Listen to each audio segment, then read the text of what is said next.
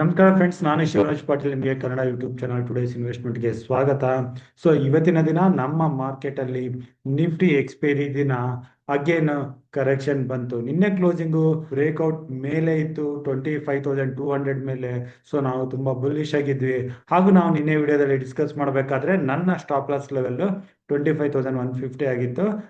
ಅದು ನಿಫ್ಟಿಯ 10-day moving average ಕೂಡ. ಅದ್ರ ಕೆಳಗಡೆ ಬಂದ್ಮೇಲೆ ನಮ್ಮ ಸ್ಟಾಪ್ ಲಾಸ್ ಇಟ್ಟಾಯ್ತು. ಅದಾದ್ಮೇಲೆ ಕೆಳಗಡೆ ನಾವು ಯಾವುದೇ ಟ್ರೇಡ್ ನ ತಗೊಳ್ಳಿಲ್ಲ. ಇವತ್ತು ಬೇರಿಶ್ ಮೂಮೆಂಟಮ್ ಇದ್ರೆ ಕೂಡ ನಾವು ಫುಡ್ ಸೈಡ್ ಅಲ್ಲಿ ಕೂಡ ಯಾವುದೇ ಪೊಸಿಷನ್ಸ್ ನ ತಗೊಳ್ಳಿಲ್ಲ. ಅದನ್ನೇ ನಾನು ನಿನ್ನೆ ವಿಡಿಯೋದಲ್ಲಿ ಕೂಡ ಡಿಸ್ಕಸ್ ಮಾಡಿದ್ದೆ. ಇನ್ನೊಂದ್ ಕಡೆ ನಾವು ಬ್ಯಾಂಕ್ ನಿಫ್ಟಿನ ಚೆಕ್ ಮಾಡಿದ್ರೆ, ನಿಫ್ಟಿಗೆ ಕಂಪೇರ್ ಮಾಡಿದ್ರೆ ಬ್ಯಾಂಕ್ ನಿಫ್ಟಿನಲ್ಲಿ ಅಷ್ಟೇನು ಹೆಚ್ಚಿನ ಕರೆಕ್ಷನ್ ಬರ್ಲಿಲ್ಲ. ಫಸ್ಟ್ ಹಾಫ್ ನಂತರ ಸೆಕೆಂಡ್ ಹಾಫ್ ಅಲ್ಲಿ ಇಲ್ಲಿ ರಿಕವರಿ ಕಂಡಿತ್ತು. ಅದೇ ನಾವು ಸೆಲೆಕ್ಟ್ ಮಿಡ್ ಕ್ಯಾಪ್ ನಿಫ್ಟಿನ ನೋಡಿದ್ರೆ, ಸೆಲೆಕ್ಟ್ ಮಿಡ್ ಕ್ಯಾಪ್ ನಿಫ್ಟಿನಲ್ಲಿ ನಿಫ್ಟಿಗಿಂತ ಹೆಚ್ಚಿನದಾಗಿ ಮೋರ್ ದೆನ್ 1% ಕರೆಕ್ಷನ್ ಕೊಟ್ಟು ಸೆಲೆಕ್ಟ್ ಮಿಡ್ ಕ್ಯಾಪ್ ನಿಫ್ಟಿ 15,100 ಹತ್ರ ಕ್ಲೋಸಿಂಗ್ ನ ಕಾಣ್ತು. ಇವತ್ತಿನ ದಿನದ ಈ ನೆಗೆಟಿವ್ ಮೂಮೆಂಟಮ್ಗೆ ಮೇನ್ ಕಾರಣ ಅಂತಂದ್ರೆ, ನಿನ್ನೆ ದಿನ ನಮ್ಮ ಇಂಡಿಯನ್ ಮಾರ್ಕೆಟ್ ಕ್ಲೋಸ್ ಆದ್ಮೇಲೆ ಇನ್ಫೋಸಿಸ್ ಕ್ವಾರ್ಟರ್ಲಿ ರಿಸಲ್ಟ್ಸ್ ಬಂದಿದೆ. ಅದು ಪಾಸಿಟಿವ್ ಆಗಿದೆ ಅಂತ ನಾನು ಡಿಸ್ಕಸ್ ಮಾಡಿದ್ದೆ.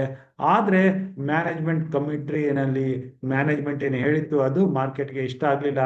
ಆದ್ರೆ ಇನ್ಫೋಸಿಸ್ ನಲ್ಲಿ ಹೆಚ್ಚಿನ ಕರೆಕ್ಷನ್ ಬರ್ಲಿಲ್ಲ. ಇತರ IT ಕಂಪನಿಗಳಲ್ಲಿ ಅದರಲ್ಲಿ ಪರ್ಸಿಸ್ಟೆಂಟ್ ಸಿಸ್ಟಮ್, ಕೋಫರ್ಸ್ ನಲ್ಲಿ ಹೆಚ್ಚಿನದಾಗಿ ಕರೆಕ್ಷನ್ ಬಂದಿದ್ದಕ್ಕಾಗಿ IT ಸೆಕ್ಟರ್ ಅಲ್ಲಿ ಮೋರ್ ದೆನ್ 2% ಕರೆಕ್ಷನ್ ಬಂತು. ಅದು ನಿಫ್ಟಿಗೆ ವೀಕ್ ಮಾಡ್ತು. ಅದಲ್ಲದೆ ನೆಸ್ಲೆ ಕ್ವಾರ್ಟರ್ ರಿಸಲ್ಟ್ಸ್ ಬಂತು. ನೆಸ್ಲೆ FMCG ದಿಗ್ಗಜ ಕಂಪನಿ, ಇದರ ನೆಗೆಟಿವ್ ಕ್ವಾರ್ಟರ್ಲಿ ರಿಸಲ್ಟ್ಸ್ ಇಂದ ಇವನ್ FMCG ಸ್ಟಾಕ್ಗಳು ಕೂಡ ಇವತ್ತಿನ ದಿನ ಕರೆಕ್ಷನ್ ಬಂತು. ನೀವೇನಾದ್ರೂ ITC ಚಾರ್ಟ್ ನ ಹೋಗಿ ನೋಡಿದ್ರೆ ITC ನಲ್ಲಿ ಕೂಡ ಮೋರ್ ದೆನ್ 1% ಕರೆಕ್ಷನ್ ಬಂತು. ಯೂಶುವಲಿ ITC 1% ಮೂಮೆಂಟಮ್ ಕೊಡೋದಿಲ್ಲ, ಆದ್ರೆ ಇವತ್ತಿನ ದಿನ ಮೋರ್ ದೆನ್ 1% ಕರೆಕ್ಷನ್ ಕೊಟ್ಟು ITC ಕ್ಲೋಸಿಂಗ್ ನ ಕಂಡಿದೆ. ಇವೆರಡನ್ನ ಬಿಟ್ಟು ಮತ್ತೊಂದು ಇಂಪಾರ್ಟೆಂಟ್ ಅಂತಂದ್ರೆ, IEX ಸ್ಟಾಕ್ ಇವತ್ತಿನ ದಿನ 28% ಅಷ್ಟು ಕರೆಕ್ಷನ್ ಕೊಂಡಿದೆ. ಇದಕ್ಕೆ ಕಾರಣ ಎಲೆಕ್ಟ್ರಿಸಿಟಿ ರೆಗ್ಯುಲೇಟರ್ಸ್ ಪವರ್ ಕಪ್ಲಿಂಗ್ ಬಗ್ಗೆ ಏನೋ ಅಪ್ರೂವ್ ಮಾಡಿದ್ದಾರೆ. ಅದು ಮಾರ್ಕೆಟ್ಗೆ ಇಷ್ಟ ಆಗಿಲ್ಲ. ಇದ್ರ ಬಗ್ಗೆ ಮುಂಚೆ ಕೂಡ ಡಿಸ್ಕಸ್ ಮಾಡ್ತಾ ಇದ್ರು. ಇಲ್ಲಿ ಏನಾದ್ರು ಮಾರ್ಕೆಟ್ ಕಪ್ಲಿಂಗ್ ಬಂತು ಅಂತಂದ್ರೆ ಅದು IEX ಗೆ ನೆಗೆಟಿವ್ ಆಗುತ್ತೆ ಅಂತ. ಈ ಅನೌನ್ಸ್ಮೆಂಟ್ ಬಂದ್ಮೇಲೆ ಓಪನಿಂಗ್ ಅಲ್ಲೇ IEX 10% ಲೋವರ್ ಸರ್ಕ್ಯೂಟ್ ಆಯ್ತು.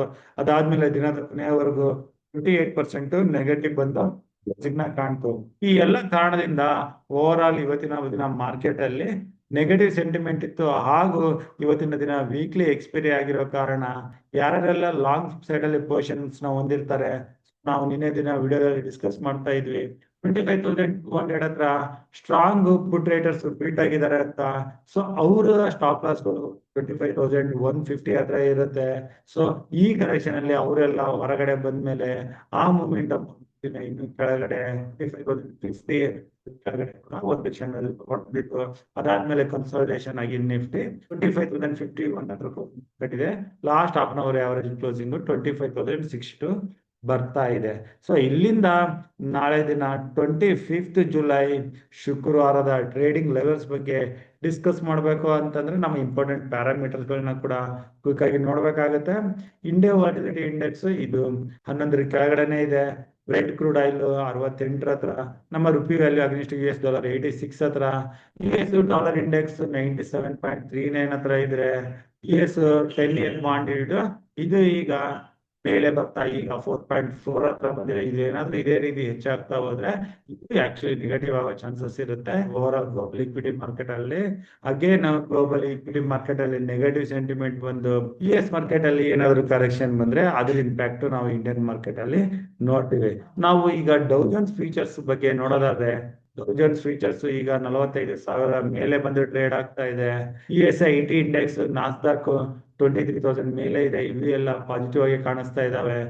ಜಪಾನ್ ನಿಕ್ಕೆ ನಿನ್ನೆ ದಿನ ಒಳ್ಳೆ ಅಪ್ ನಂತರ ಈಗ ಕನ್ಸಾಲಿಡೇಷನ್ ಆಗ್ತಾ ಇದೆ.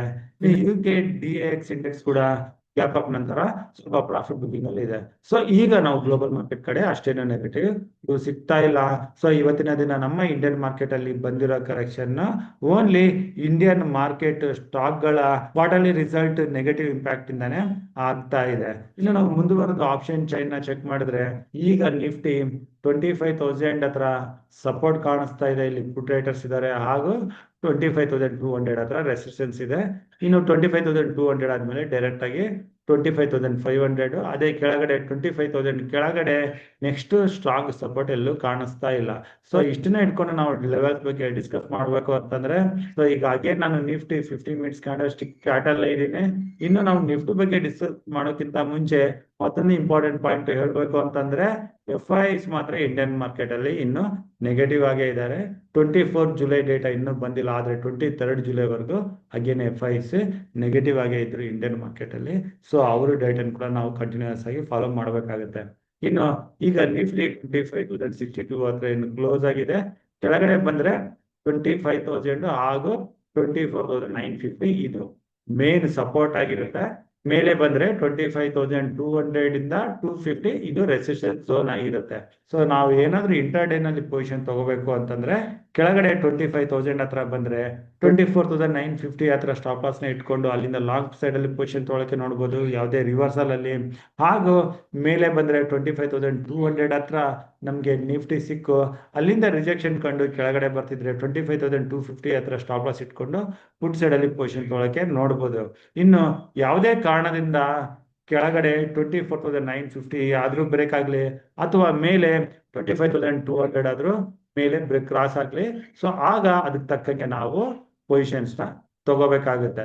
ಸೊ ಇದು ನಿಫ್ಟಿ ಆಯ್ತು. ಒಂದು ಬಾರಿ ನಾವು ಬ್ಯಾಂಕ್ ನಿಫ್ಟಿ ಕೂಡ ಕ್ವಿಕ್ ಆಗಿ ನೋಡ್ಬೇಕು ಅಂತಂದ್ರೆ, ನಾನು ನಿನ್ನೆ ವಿಡಿಯೋದಲ್ಲಿ ಡಿಸ್ಕಸ್ ಮಾಡಿದ್ದೆ, ಬ್ಯಾಂಕ್ ನಿಫ್ಟಿಗೆ ಈಗ ರೆಸಿಸ್ಟೆನ್ಸ್ 57,300 ಹತ್ರ ಇದೆ. ಸೊ ಇದೇ ಲೆವೆಲ್ ನ ಮಲ್ಟಿಪಲ್ ಟೈಮ್ಸ್ ಈಗ ಬ್ಯಾಂಕ್ ನಿಫ್ಟಿ ರಿಜೆಕ್ಷನ್ ನ ಕಂಡಿದೆ. ಸೊ ಬ್ಯಾಂಕ್ ನಿಫ್ಟಿ ಏನಾದ್ರು 57,300 ಮೇಲೆ ಕ್ಲೋಸಿಂಗ್ ಅಥವಾ ಅದ್ರ ಮೇಲೆ ಅಟ್ಲೀಸ್ಟ್ 15 to 30 ಮಿನಿಟ್ಸ್ ಸ್ಪೆಂಡ್ ಮಾಡ್ಕೊಳ್ತದೆ, ಅಲ್ಲಿಂದ ನೆಕ್ಸ್ಟ್ ಶಾರ್ಟ್ ಕವರಿಂಗ್ ಬ್ಯಾಂಕ್ ನಿಫ್ಟಿನ ಮೇಲೆ ಟುವರ್ಡ್ಸ್ 58,000 ತಗೊಂಡು ಹೋಗೋ ಚಾನ್ಸಸ್ ಇರುತ್ತೆ. ಸೊ ಬ್ಯಾಂಕ್ ನಿಫ್ಟಿನಲ್ಲಿ ನಾವು 57,300 ಮೇಲೆ ಅದು ಅಲ್ಲಿ ಟೈಮ್ ಸ್ಪೆಂಡ್ ಮಾಡಿದ್ರೆ ಲಾಂಗ್ ಸೈಡ್ ಪೊಸಿಷನ್ ತೊಗೊಳಕ್ಕೂ ನೋಡ್ಬೋದು. ಇನ್ನು ನಾವು ಸೆಲೆಕ್ಟ್ ಮಿಡ್ ಕ್ಯಾಪ್ ನಿಫ್ಟಿನಲ್ಲಿ ಈಗ ನಾವು ಆಲ್ರೆಡಿ ಮಂತ್ಲಿ ಎಕ್ಸ್ಪೈರಿ ನಿಯರ್ ಬರ್ತಾ ಇದೀವಿ. ಸೊ ನಾವೇನಾದ್ರೂ ಸೆಲೆಕ್ಟ್ ಮಿಡ್ ಕ್ಯಾಪ್ ನಿಫ್ಟಿನಲ್ಲಿ ಪುಟ್ ಪೊಸಿಷನ್ ತಗೋಬೇಕು ಅಂತಂದ್ರೆ ಇಲ್ಲಿ ನಾವು ಇದೇನಾದ್ರೂ 13,000 ಕೆಳಗಡೆ ಬ್ರೇಕ್ ಆಗ್ತಾ ಬಂದ್ರೆ ಅದರ 50-day ಮೂವಿಂಗ್ ಆವರೇಜ್ ಅಲ್ಲಿ ನಾವು ಸೆಲೆಕ್ಟ್ ಮಿಡ್ ಕ್ಯಾಪ್ ನಿಫ್ಟಿನಲ್ಲಿ ಪೊಸಿಷನ್ ತೊಗೊಳಕ್ಕೆ ನೋಡ್ಬೋದು. ಸದ್ಯಕ್ಕೆ ಈಗಿನ ಲೆವೆಲ್ ಅಲ್ಲಿ ಯಾವುದೇ ಪೊಸಿಷನ್ಸ್ ನಾವು ಸೆಲೆಕ್ಟ್ ನಿಫ್ಟಿನಲ್ಲಿ ನೋಡ್ತಾ ಇಲ್ಲ. ವೇಟ್ ಮಾಡಿ ಏನಾದ್ರು ಮಾರ್ಕೆಟ್ ಅಲ್ಲಿ ಹೆಚ್ಚಿನ ಕರೆಕ್ಷನ್ ಬಂದು ಇದೇನಾದ್ರು 13,000 ಬ್ರೇಕ್ ಆದ್ರೆ ಇಲ್ಲಿ ಪುಟ್ ಪೊಸಿಷನ್ ತೊಗೊಳಕ್ಕೆ ನೋಡ್ಬೋದು. ಸೊ ಈ ರೀತಿ ನಾವು Nifty, bank Nifty, select mid cap ನಿಫ್ಟಿನಲ್ಲಿ ಶುಕ್ರವಾರದ ದಿನ 25 ಜುಲೈ ಟ್ರೇಡ್ ಮಾಡೋಕೆ ನೋಡೋಣ. ಇನ್ನು ನಾನು ಕೊಟ್ಟಿರೋ ಮಾಹಿತಿ ನಿಮ್ಗೆ ಇಷ್ಟ ಆದಲ್ಲಿ ಲೈಕ್ ಮಾಡೋದನ್ನ, ಕಮೆಂಟ್ ಮಾಡೋದನ್ನ ಮರಿಬೇಡಿ. ನಮ್ಮ ಯೂಟ್ಯೂಬ್ ಚಾನಲ್ ಇನ್ನೂ ಸಬ್ಸ್ಕ್ರೈಬ್ ಮಾಡಿಲ್ಲ ಅಂದ್ರೆ ಸಬ್ಸ್ಕ್ರೈಬ್ ಮಾಡಿ, ಹಾಗೂ ಈ ವಿಡಿಯೋ ನಿಮ್ಮ ಫ್ರೆಂಡ್ ಸರ್ಕಲ್ ಅಲ್ಲಿ ಯಾರಿಗೆಲ್ಲ ಯೂಸ್ ಆಗುತ್ತೆ ಅಲ್ಲಿ ಶೇರ್ ಮಾಡಿ. ಇನ್ನು ನನ್ನ ಮುಂದಿನ ವಿಡಿಯೋ ಬರೋವರೆಗೂ ನಿಮ್ಗೆ ನನ್ನ ಕಡೆಯಿಂದ ಧನ್ಯವಾದಗಳು. Thank you.